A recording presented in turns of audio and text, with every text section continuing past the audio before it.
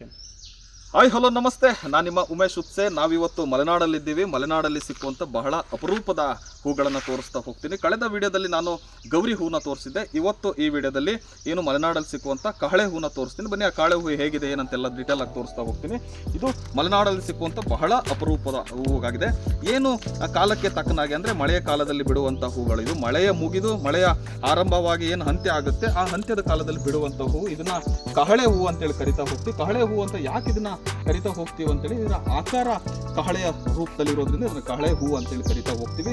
ಇದು ವಿಶೇಷ ಅಂತಂದ್ರೆ ಇದು ಮಲೆನಾಡು ಭಾಗದಲ್ಲಿ ಮಾತ್ರ ಕಾಣ ಸಿಗುವಂಥದ್ದು. ಇನ್ನು ಈ ಮಲೆನಾಡಿಗರು ಈ ಹೂವಿನ ಗಿಡವನ್ನೇ ಬೇಲಿಯಾಗಿ ಪರಿವರ್ತನೆ ಮಾಡಿಕೊಂಡು ಮಲೆನಾಡಿನ ಏನೋ ತೋಟ ಇರ್ಬೋದು, ಗದ್ದೆ ಇರ್ಬೋದು, ಅಲ್ಲಿನ ಸೌಂದರ್ಯವನ್ನ ಜಾಸ್ತಿ ಮಾಡ್ಕೊಳ್ತಾ ಹೋಗ್ತಾರೆ.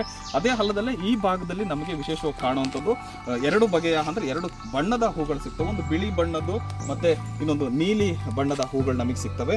ಇದಲ್ಲದೆ ಬೇರೆ ಬೇರೆ ಭಾಗದಲ್ಲಿ ಅಂದ್ರೆ ಈ ಮಲೆನಾಡು ಏನಿದೆ, ಇದು ನಮ್ಮ ಉತ್ಸೆ ಭಾಗದಲ್ಲಿ ಏನಿದೆ, ಇದಲ್ಲದೆ ಬೇರೆ ಭಾಗದಲ್ಲಿ ನಾನಾ ಬಗೆಯ ಬಣ್ಣದ ಹೂಗಳು ಸಿಗ್ತಾ ಹೋಗ್ತವೆ. ಕೇಸರಿ ಇದೆ, ಆಮೇಲೆ ಇನ್ನೊಂದು ಕಡು ನೀಲಿ ಇದೆ, ಅದು ಕೆಂಪು ಬಣ್ಣದ, ಈ ಥರದ್ದೆಲ್ಲ ಸಿಗ್ತಾವೆ. ಆದರೆ ನಮಗೆ ಇಲ್ಲಿ ವಿಶೇಷವಾಗಿ ನಾವು ಕಾಣಕ್ಕೆ ನಮ್ಗೆ ಏನಂತ ಹೇಳಿದ್ರೆ ಇಲ್ಲಿ ಬಿಳಿ ಬಣ್ಣ ಮತ್ತೆ ಇದು ಸಿಗ್ತಾ ಹೋಗ್ತೀವಿ. ಇನ್ನು ಇದನ್ನ ನಾವು ಇವತ್ತು ಬೇಲಿಯಲ್ಲಿ ಮಾತ್ರ ಕಾಣೋದಂದ್ರೆ ಇದನ್ನ ಮಕ್ಕಳ ಆಟಿಕೆಯ ರೂಪದಲ್ಲಿ ಹೂಗಳನ್ನಾಗಿ ಬಳಕೆಯನ್ನ ಮಾಡ್ತಾ ಹೋಗ್ತಿದ್ರು.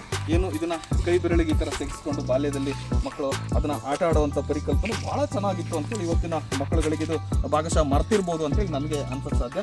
ನಾವು ಬಾಲ್ಯದಲ್ಲಿದ್ದಾಗ ಇದನ್ನೀಗ ಬೆರಳಿಗೆ ಎಸೆಗಿಸ್ಕೊಂಡು ಈ ರೀತಿ ಆಟ ಆಡುವಂಥ ಒಂದು ಇದು ಭಾಳ ಚಂದ ಇತ್ತು. ಬಟ್ ಇವತ್ತಿನ ಮಕ್ಕಳು ಇದನ್ನ ಮರ್ತಿದ್ದಾರೆ ಅಂತ ಅನ್ಸುತ್ತೆ. ಸೊ ಇಷ್ಟೆಲ್ಲ ಮಲೆನಾಡಿನ ಸೌಂದರ್ಯಕ್ಕೆ ಭಾಳ ಮಾಸು ಒಪ್ಪುವಂಥ ಸಂದರ್ಭ ಇಲ್ಲಿದೆ ಮಲೆನಾಡಲ್ಲಿ. ಜೊತೆಗೆ ಏನು ಈ ಮಲೆನಾಡಿಗರು ನಮ್ಮಲ್ಲಿ ಇದ್ದಾವೆ, ಒಂದು ತೋಟದ ಮತ್ತು ಗದ್ದೆಯ ಸೌಂದರ್ಯ ಜಾಸ್ತಿ ಆಗಬೇಕಂತೇಳಿ ಇದನ್ನ ಬೇಲಿಯ ರೂಪದಲ್ಲಿ ಎಲ್ಲ ಕಡೆನೂ ನೆಟ್ಕೊಂಡು ಏನು ಸೌಂದರ್ಯವನ್ನು ಜಾಸ್ತಿ ಮಾಡ್ಕೊಳ್ತಾ ಹೋಗುವಂಥದ್ದು ನಾವು ಕಾಣ್ತಾ ಹೋಗ್ತೀವಿ. ಸೊ ಇಂಥ ವಿಶಿಷ್ಟ ವಿಭಿನ್ನಗಳನ್ನು ನಾವು ಮಲೆನಾಡಲ್ಲಿ ಮಾತ್ರ, ನನಗೆ ಭಾಗಶಃ ಅನ್ಸೋದು ಮಲೆನಾಡಲ್ಲಿ ಮಾತ್ರ ಈ ಥರ ಸೌಂದರ್ಯ ಕಾರಣಕ್ಕೆ ಸಿಗೋದು ಅಂತ ಹೇಳುತ್ತೆ.